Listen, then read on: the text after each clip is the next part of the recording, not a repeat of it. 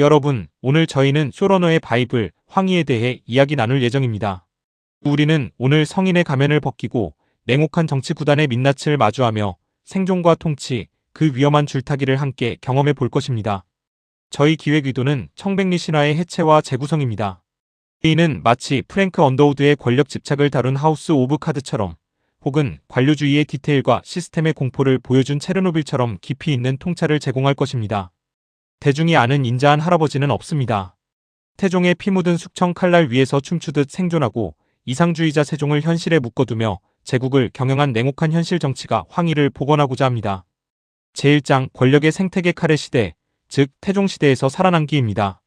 당시 태종 이방원의 공포 정치와 효율성은 시몬, 강상인의 옥사 등 피비린내 나는 숙청의 연속이었습니다. 황희의 생존 전략은 명확했습니다. 그는 특정 세력을 규합하지 않고 오직 왕의 기능적 도구로서 복무했습니다. 또한 스승 하륜에게서 배운 정치적 생존의 기술과 처세술을 체득했죠.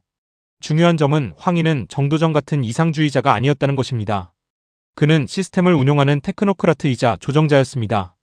제2장 생존의 기술 황희 인생 최대의 도박, 바로 양녕대군 폐위 사건입니다. 당시 황희는 세자를 폐하는 것은 나라의 근본을 흔드는 일이라며 반대했습니다. 이는 승계 원칙 붕괴가 가져올 미래의 혼란을 경계한 원칙주의이자 훗날 즉위할 세종에게 형을 몰아낸 신하라는 부담을 주지 않기 위한 정치적 보험이었습니다. 하지만 여기에는 태종의 큰 그림이 있었습니다.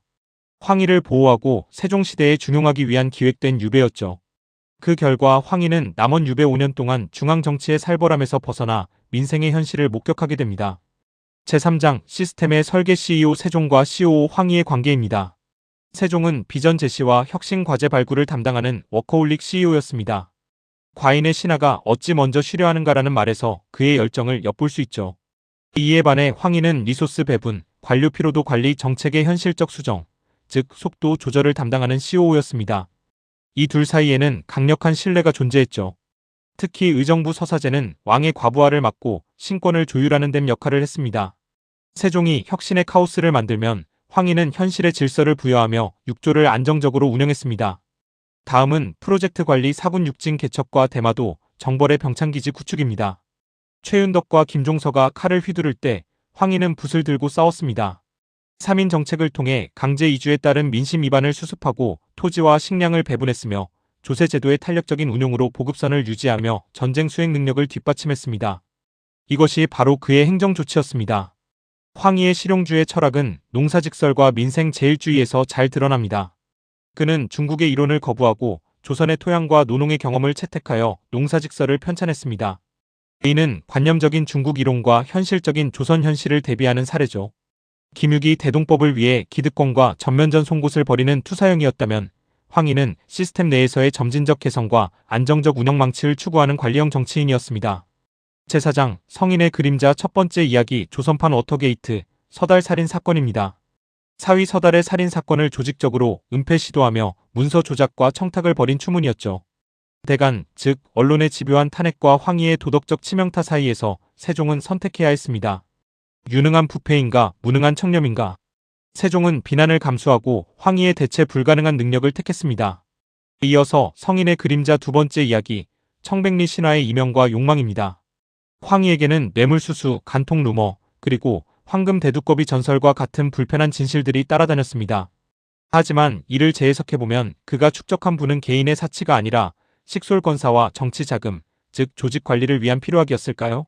황희는 완벽한 성인이 아닌 욕망과 현실 사이에서 줄타기하는 입체적인 인간이었습니다. 황희의 처세의 미학은 전략적 모호성과 침묵의 정치에 있습니다. 그의 기술은 바로 내 말도 옳고 내 말도 옳다는 것이었죠. 이는 갈등 해결이 아닌 갈등 관리의 전형입니다. 훈민정음 창제 시 최만리의 격렬한 반대 속에서 황희는 침묵을 지켰습니다. 그의 역할은 반대파의 공격이 왕에게 직격하지 못하도록 막아주는 완충지대 역할이었습니다. 환상적인 복식조, 바로 황희와 맹사성입니다. 황희는 원칙적이고 엄격하며 사무처리에 빈틈없는 외유내강형 배드캅이었습니다. 반면 맹사성은 예술적이고 소탈하며 유연한 중재를 하는 외유내강형 국캅이었죠. 황희가 조이면 맹사성이 푸는 완벽한 케미스트리를 보여주며 세종의 양팔로서 완벽한 역할 분담을 이뤄냈습니다. 조선 정치 거물들의 좌표를 심층 비교 분석해보겠습니다. 혁명의 영역에 정도전이 이상적인 설계자이자 이데올로그로 있다면 김육은 현실적인 투사이자 개혁가로 자리합니다. 반면 하류는 현실적인 킹메이커이자 책략가였죠. 황희는 바로 관리의 영역에서 이상과 현실을 조율하는 테크노크라트이자 조정자였습니다. 황희는 혁명가나 투사가 아닌 시스템에 최적화된 관리자였던 것입니다. 이제 시나리오 가이드, 주요 장면 구성입니다. 첫 번째 장면은 남원의 비입니다.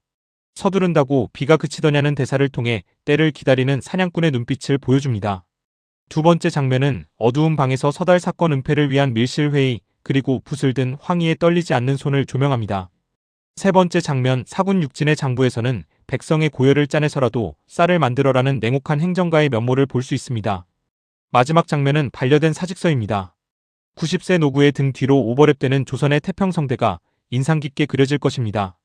이 모든 것을 관통하는 주제의식은 정치란 무엇인가? 입니다.